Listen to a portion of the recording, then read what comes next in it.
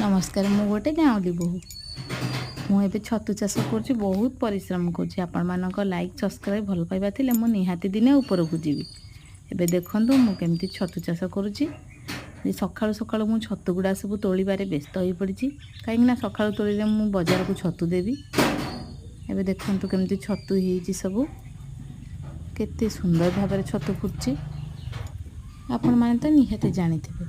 जे गोटे गाँवर बोहू हेले केते परिश्रम करिया पड़ी थाए कहीं गाँव में चलिया निहाती से निज सक्षम हेले ही चली पार कहीं दी जन सामान भाव जदि रोजगार करेंगे ताहले पैसार केबे भी अभाव रहे ना से मु भारी पड़ती छतु चाष करा बहुत मुझे निहाती भाव सक्सेसफुल होगी। एबे देखो छतु केते सुंदर भाव फुटी मु सब गुड़ा एमती छतु तोली दौची बाजार को दौची से जहाँ भी किसी हो मो परिवार आराम से चलुची।